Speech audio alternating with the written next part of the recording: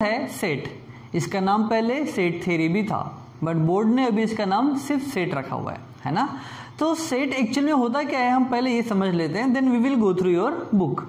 So set is nothing but the collection of object or collection of people or collection of anything. So the collection of anything, इसको mathematically एक term है जिसको हम set बोलते हैं। जैसे आपके बुक में एग्जाम्पल दिए हुए हैं, एग्जाम्पल को भी देख लेते हैं। जैसे अगर हम बात कर रहे हैं द फ्लावर ऑफ बुकेट, अब बुके का मतलब बहुत सारे फ्लावर का वो क्या है, कलेक्शन है ना। तो इन्हीं कलेक्शंस के बारे में हम इस चैप्टर में पढ़ेंगे और ये चैप्टर बहुत ज़्यादा इंटरेस्टिंग भी है और आपको अपने आने वाले समय में बहुत काम आने वाला है। सो हम क्या करेंगे, हम सबसे पहले ये देख लेते हैं कि एक्चुअल में इस चैप्टर में हम क्या क्या पढ़ने वाले हैं। तो सबसे पहले हम देखेंगे इंट्रोडक्शन पार्ट ऑफ सेट, फिर हम देखेंगे टाइप्स ऑफ सेट, फिर हम देखेंगे वेन डायग्राम कैसे ड्रॉ करते हैं बाय यूजिंग सेट, फिर हम पढ़ेंगे इक्वल सेट एंड सबसेट, फिर हम देखेंगे यूनिवर्सल सेट क्या होता है, फिर हम देखेंगे यूनिवर्सल सेट और दूसरे सेट के कुछ टर्मिनोलॉजी जैसे intersection of set, union of set etcetera, और लास्ट में हम पढ़ेंगे number of element in a set कैसे कैलकुलेट करते हैं। सो अब हम देख लेते हैं इंट्रोडक्शन पार्ट वाला आपका सेट में जो दिया हुआ है।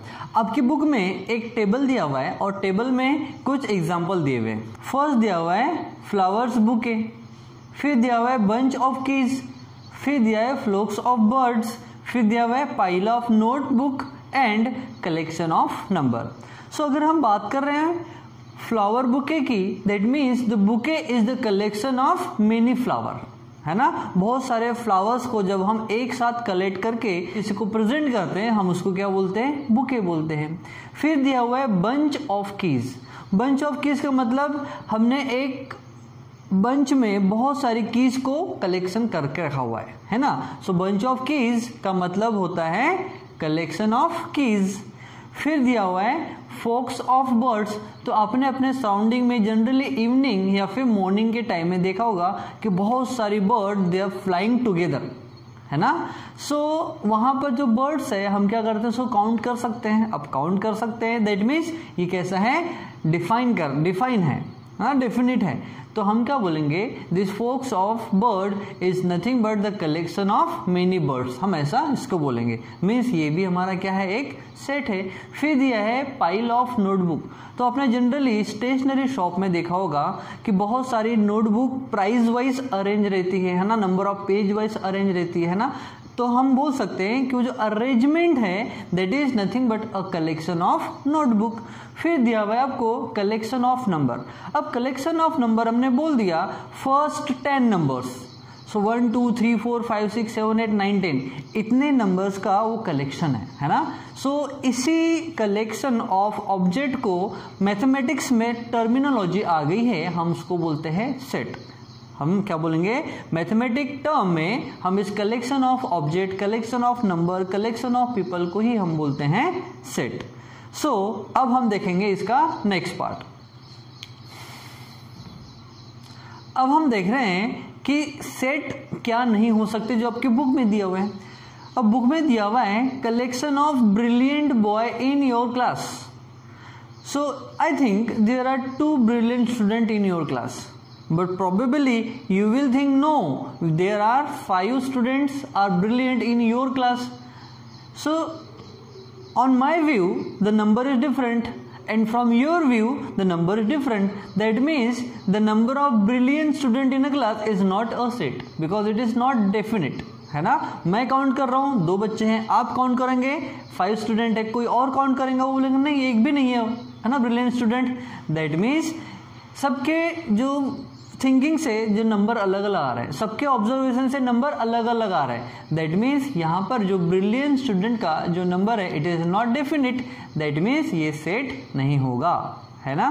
फिर दिया हुआ है next happy people in a village. अब गांव में कितने लोग खुश है ना, ये न मैं काउंट कर सकता हूँ और नहीं आप काउंट कर सकते, क्योंकि मेरे पॉइंट ऑफ व्यू से एक गांव में 10 लोग अगर खुश हैं बट आपके पॉइंट ऑफ व्यू से हो सकता है कि वहाँ पर एक भी खुश ना हो या फिर 10 से ज़्यादा खुश हो, है ना। सो आपके ऑब्जर्वेशन से और मेरे ऑब्जर्वेशन से वहाँ का जो काउंटिंग है, नंबर है, वो डेफिनेट नहीं है। इसीलिए the number of happy people in a village ये भी सेट नहीं होगा। सो आपके बुक में कुछ एग्जाम्पल दिए हुए हैं टेक्स्ट बुक पेज नंबर 1 में, हम पहले वो देख लेते हैं और फिर हम समझ लेंगे डीप में कि एक्चुअल में सेट होते क्या है ना। Then we will define set. So आपके बुक में दिया हुआ है days of a week. So days of a week में हमको पता है there are 7 days starting from Monday, Tuesday, Wednesday, Thursday, Friday, Saturday and Sunday. Means week में 7 डेज होते हैं, ये डेफिनिट है ना। मैं काउंट करूंगा, आप काउंट करेंगे, कोई और भी काउंट करेगा, जो 7 डेज है वो कैसे हैं, डेफिनेट है। दैट मीन्स वो क्या होगा, हमारा सेट होगा। नेक्स्ट एग्जांपल दिया हुआ है month in a year. So year में मंथ कितने होते हैं, 12। That is January, February, March, April, May, June, July, August, September, October, November and December. 13th month होता है क्या, नहीं। हम वहां से एक मंथ निकाल लेंगे तो ईयर कंप्लीट होगा क्या, नहीं। That means year have 12 definite months. मैं काउंट करूंगा तो भी 12 मंथ होंगे, आप काउंट करोगे तो भी 12 मंथ होंगे, या और कोई भी अगर काउंट करेगा there will be only 12 month in a year. That means जो नंबर ऑफ मंथ है ईयर में वो कैसे है, डेफिनेट है। दैट मीन्स जो collection of months in a year ये क्या होगा, सेट होगा, है ना। नेक्स्ट एग्जांपल दिया हुआ है brave childrens in the class. अब क्लास में कितने चिल्ड्रंस ब्रेव है, मैंने बोल दिया नहीं, there are 2 student are brave in your class, but आप बोलोगे no sir I am also brave in a class. So number of brave student from my point of view there are 2 only, but from your point of view 3, maybe 4, 5, maybe 6, or you can say all student in a class are brave. That means हर के किसी के भी अगर हम point of view से observation करेंगे तो number क्या होंगे, अलग अलग होंगे, है ना। That means brave student in the class is not a set. फिर दिया हुआ है फर्स्ट 10 काउंटिंग नंबर। तो first 10 counting number means 1 2 3 4 5 6 7 8 9 10 first से स्टार्ट हो रहा है, 1 से स्टार्ट हो रहा है और हम 10 तक ही काउंट करेंगे। फर्स्ट 10 काउंटिंग नंबर हम काउंट कर सकते हैं, आप काउंट करोगे तो भी 10 ही होंगे, कोई और काउंट करेगा तो भी 10 ही होंगे। That means first 10 counting number कैसे हैं, डेफिनिट है। अब डेफिनिट है that means it is our set. Next है स्ट्रॉन्ग फोर्ट इन महाराष्ट्र। अब महाराष्ट्र में कितने फोर्ट यानी किला, बहुत सारे फोर्ट्स है। हम अगर महाराष्ट्र के कुछ जो मुंबई, पुणे, मलवली वाले एरिया में अगर हम जाएंगे तो there are many forts are present. अब कौन सा फोर्ट स्ट्रॉन्ग है ना, ये हम पता नहीं कर सकते। अब उसकी जो स्ट्रॉन्गनेस है उस स्ट्रॉन्गनेस को हम काउंट कर सकते हैं क्या, नहीं कर सकते। दैट मीन्स उसका जो नंबर है वो डेफिनेट नहीं है। We can not measure the strongness of a fort. हमारे पास वो स्ट्रॉन्गनेस मेजर करने के लिए स्केल भी नहीं है। मैं बोलूंगा नहीं वो 50 साल और अच्छे से रहेगा, आप बोले नहीं सर 10 साल में तो टूट जाएगा। सो नंबर ऑफ जो स्ट्रॉन्ग फोर्ट्स इन महाराष्ट्र है इसका जो स्ट्रॉन्गनेस है वो डेफिनेट नहीं है। मेरे पॉइंट ऑफ व्यू से वो 50 ईयर्स तक एज इट इज रहेगा, लेकिन आप बोलेगा अरे नहीं सर वो तो 10 साल में ही टूट जाएगा, हालात बहुत खराब हो चुकी है। जो स्ट्रॉन्गनेस है हम उसको मेजर नहीं कर सकते। That means we can say number of strong forts in Maharashtra एक ऐसा डेफिनेट नहीं है। That means it is not going to be our set. फिर दिया हुआ है planets in our solar system. So हमारे सोलर सिस्टम में प्लैनेट कितने हैं और वो डेफिनेट है या नहीं हम वो देख लेते हैं। तो हमको पता है जो सन हमारे सेंटर में है, हमारे सोलर सिस्टम के सेंटर में कौन है, सन, और सन के आसपास डिफरेंट ऑर्बिट्स में हमारे जो प्लैनेट्स है वो रिवॉल्व कर रहे हैं अराउंड द सन। तो सबसे पहला प्लैनेट है हमारा मरकरी। इसको लर्न करने के लिए एक ट्रिक है वो आपको याद रखना है। क्या है, माई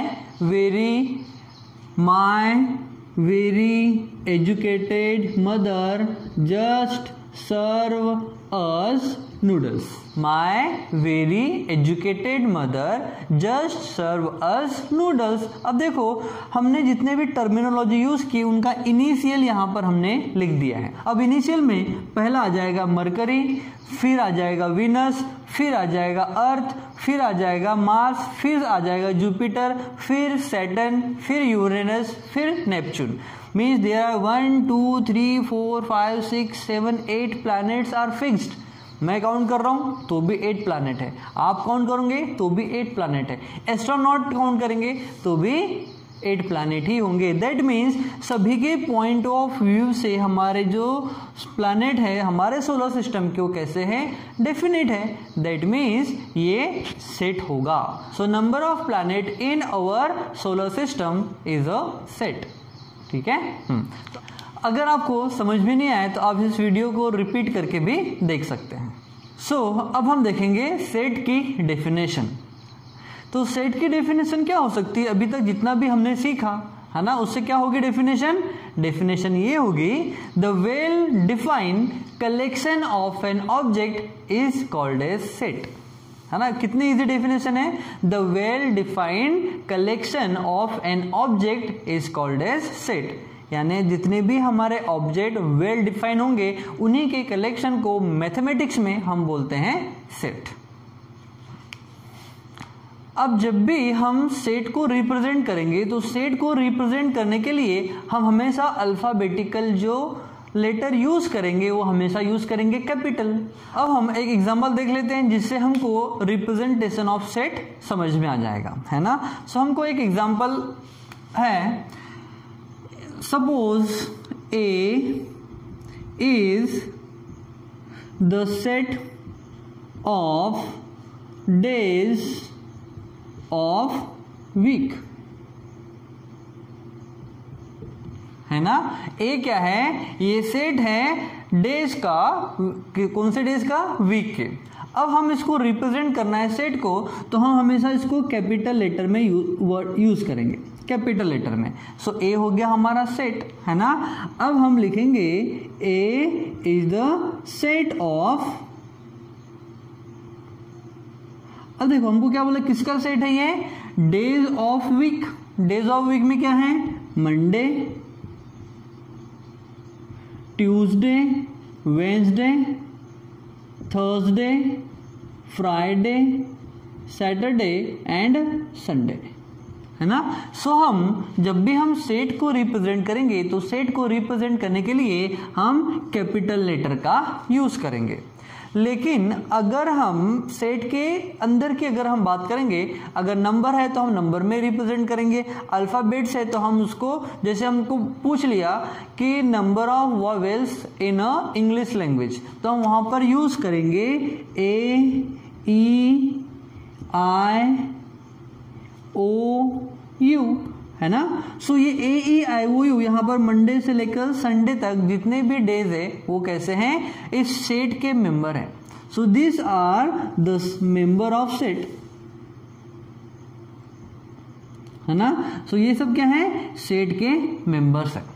तो अब हमने ये समझ लिया कि हमारे जो सेट है हम हमेशा उनको कैपिटल लेटर में रिप्रेजेंट करेंगे और जो हमारे मेंबर है हमारे सेट के हम उसको स्मॉल लेटर में रिप्रेजेंट करेंगे। अब हम समझेंगे कि सेट के जो मेंबर है whether they are the member from of the our set और नॉट, हम इसको कैसे रिप्रेजेंट करेंगे हम ये पहले समझ लेते हैं। सपोज हमारे पास एक सेट दिया हुआ है ना। A is the set of days of week, है ना। That means हम इसको रिप्रेजेंट कैसे करेंगे, ये हो जाएगा A C। जब भी हम सेट को रिप्रेजेंट करेंगे हम कैपिटल लेटर यूज करेंगे, है ना। सो A इक्वल्स टू, अब देखो इसके जो मेंबर है हम इसको इस कर्सर वाले ब्रैकेट में ही रिप्रेजेंट करेंगे, है ना। सो हम यहां पर लिख लेंगे मंडे, फिर हम लिख लेंगे ट्यूसडे,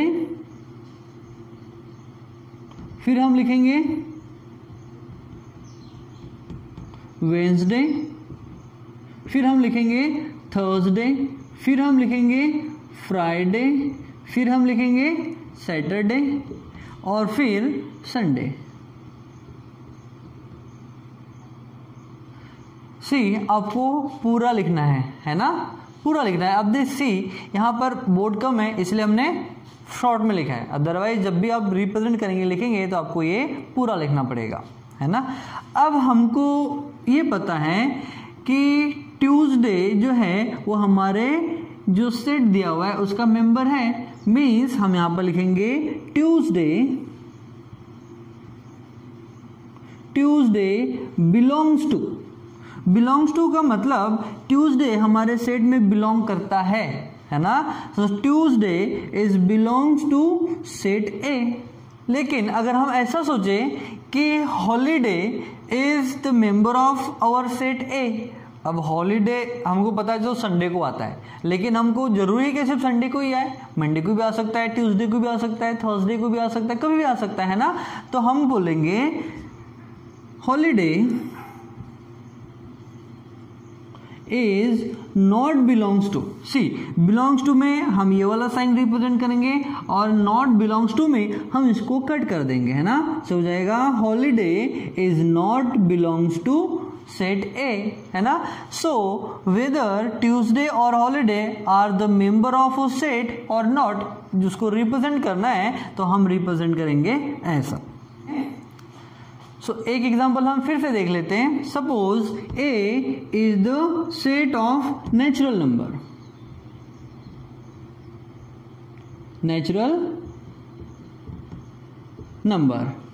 है ना, या नंबर्स लिख दो। अब हमको पता है नेचुरल नंबर स्टार्ट होते हैं 1 से, सो 1 2 3 4 अप टू इनफाइनाइट, है ना, इनको हम बोलते हैं नेचुरल नंबर। लेकिन अगर हमको पूछ लिया -2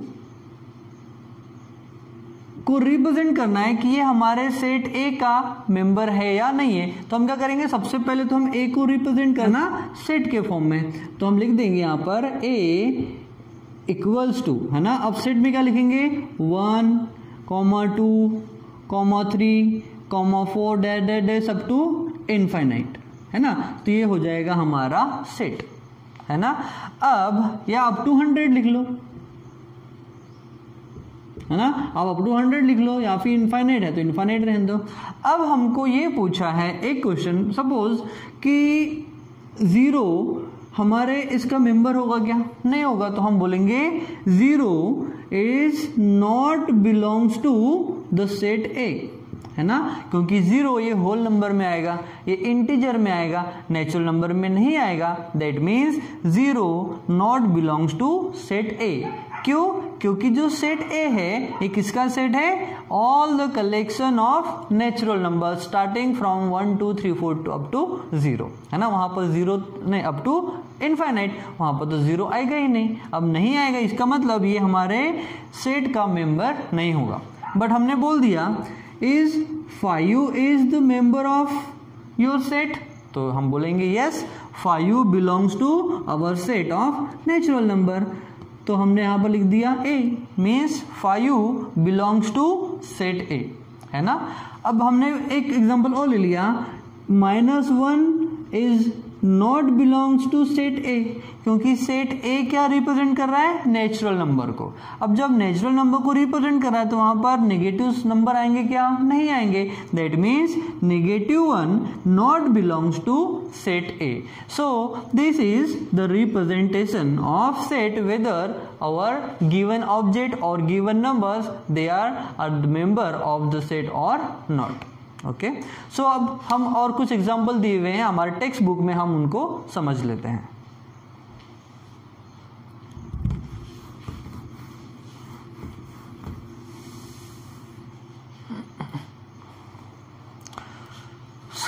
पहला एग्जाम्पल दिया हुआ है n is the set of natural number, तो हम क्या लिखेंगे n इक्वल्स टू, और सेट में हम लिख देंगे सारे के सारे number, means +1 +2 3, 4 dash up to infinite, है ना। तो ये हो जाएगा collection of natural number, mathematics term में क्या बोलेंगे, it is the set of natural number. Okay